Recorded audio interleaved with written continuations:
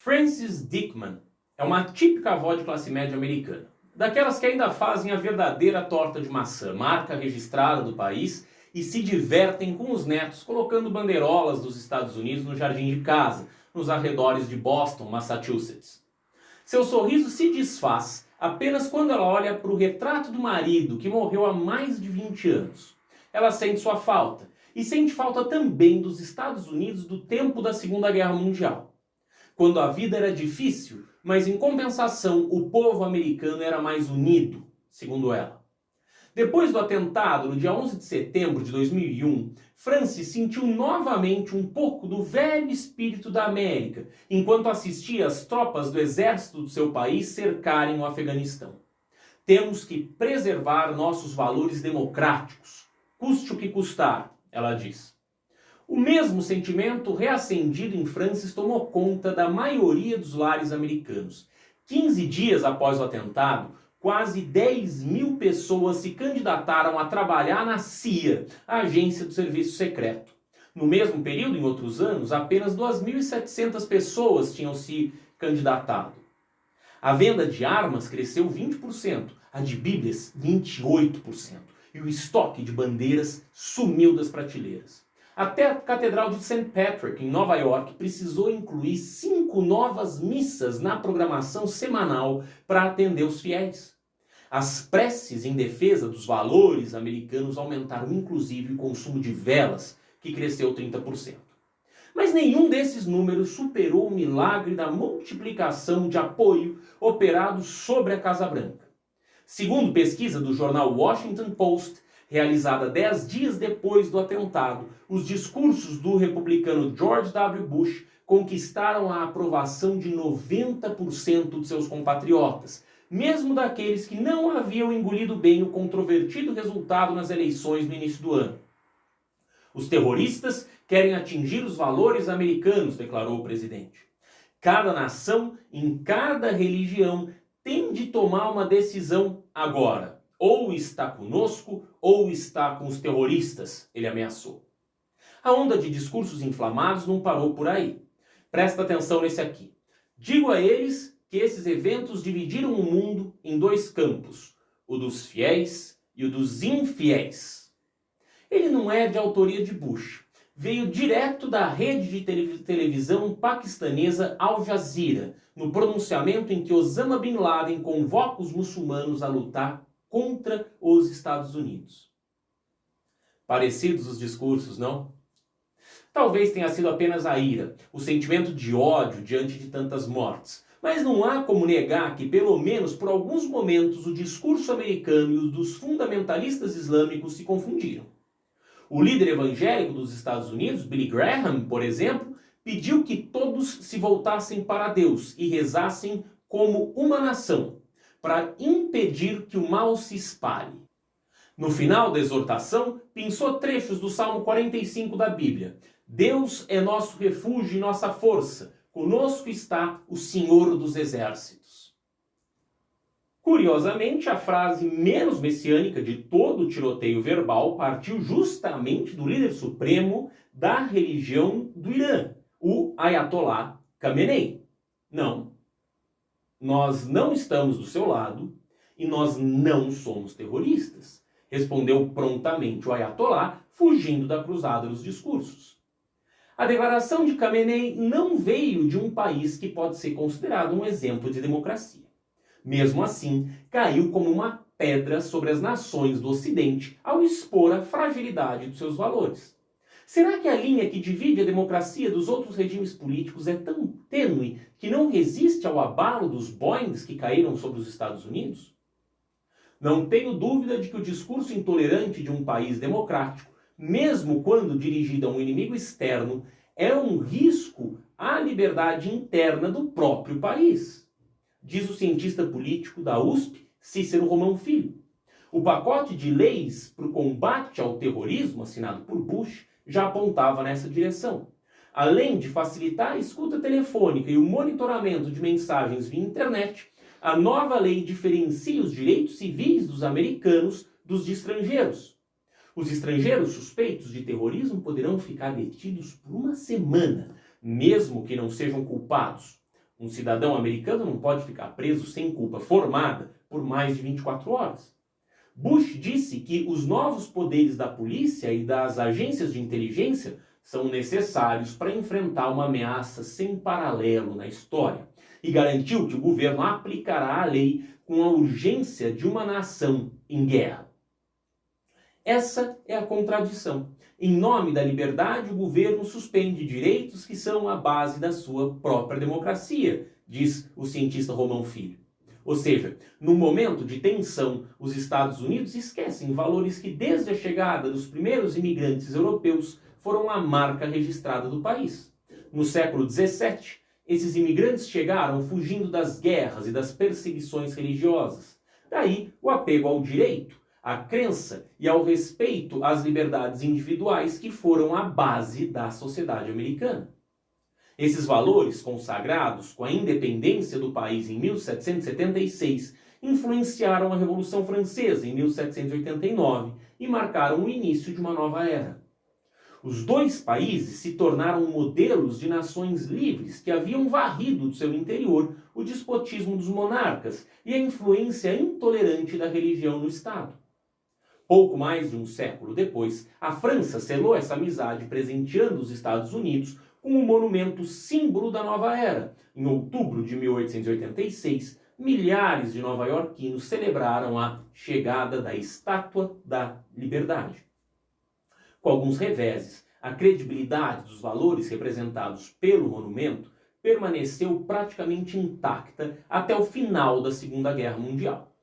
Em seguida, durante a Guerra Fria, esses valores entraram em conflito constante com a política externa americana e as rachaduras maiores apareceram. Veja o caso do ditador Suharto da Indonésia. Em 1967, quando assumiu a presidência, ele banhou o arquipélago no mar de sangue. Mais de 500 mil pessoas foram assassinadas sob seu comando. Tudo apoiado por Washington, que não queria que os opositores do ditador estreitassem laços com a China. O patrocínio às ditaduras latino-americanas, incluindo a brasileira e a chilena, e a desastrosa participação no Vietnã já seriam exemplos suficientes para fazer a senhora liberdade corar de vergonha. Mas talvez tenha sido o alinhamento dos Estados Unidos com o regime truculento do Shah iraniano Reza Pahlavi a mais emblemática dessas alianças. Um artigo da revista National Geographic de 1975, com o título de Iran Desert Miracle, Irã, Milagre no Deserto, exaltava a modernização do país com fotos da imperatriz em roupas ocidentais e da moderna capital Teherã, cada vez mais parecida com as grandes metrópoles do Ocidente. A revista anunciava uma nova era para a região que quebrava os laços com seu passado feudal. Ignorava que os iranianos viviam sob uma ditadura ferrenha. Em 1979, os muçulmanos derrubaram o governo do Shah e levaram ao poder um líder religioso, exilado na França, Ruhollah Khomeini, o Ayatollah Khomeini, que instalou o governo xiita. Os Estados Unidos, em represália, decidiram apoiar o Iraque, país que entraria em guerra com o Irã. E, ironicamente, fortaleceram o poder do homem que 10 anos depois transformaria no seu arquirrival, Saddam Hussein. O próprio Osama Bin Laden foi beneficiado pelo apoio americano aos afegãos sob a invasão soviética até 1988. Seria ingenuidade pensar que a democracia pode sobreviver sem essas negociações escusas? Talvez. No caso da Rússia, há a tese de que o Ocidente deixaria de pressionar o país pelas infrações aos direitos humanos na guerra com a Chechênia. Enquanto isso, a China exigiria dos Estados Unidos apenas que não apoiassem o desejo de independência da província de Taiwan. A essa altura, o toma lá da cá é mais importante do que o desejo da população dessas duas regiões. Agora, imagine que os países democráticos fizessem um esforço sincero para eliminar os regimes opressores em todo o mundo. O que aconteceria?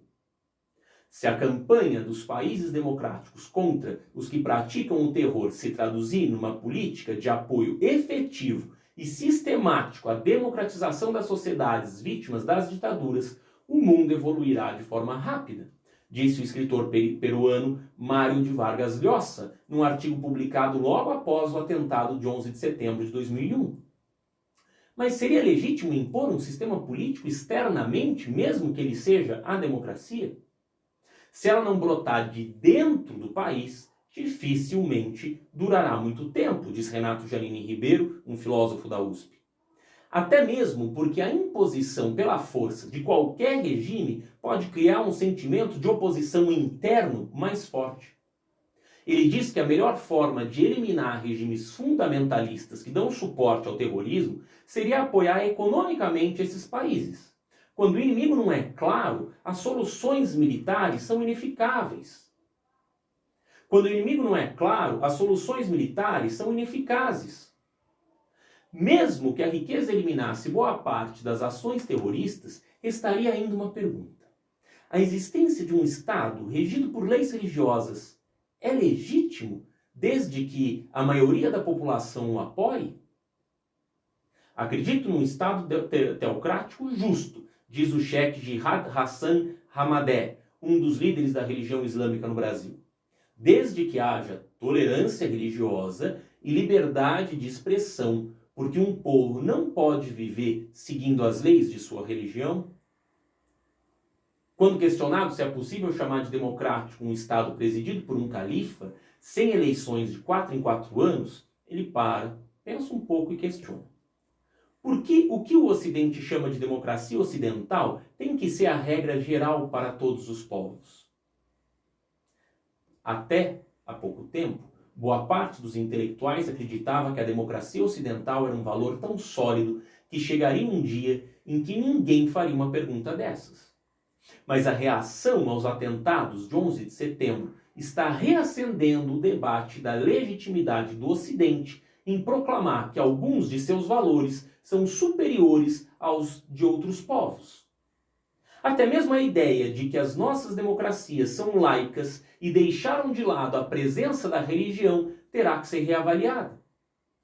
Antes de criticar a religião nos estados do Oriente Médio, é bom lembrar que até 1977 a lei do divórcio sequer existia no Brasil por influência da Igreja, diz o filósofo Roberto Romano, da Unicamp.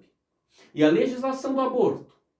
Ele diz ainda que a Igreja Católica esteve no poder na Europa durante as ditaduras de Franco na Espanha e de Salazar em Portugal. O próprio Papa João Paulo II foi mais que um líder religioso, foi também um grande estrategista político.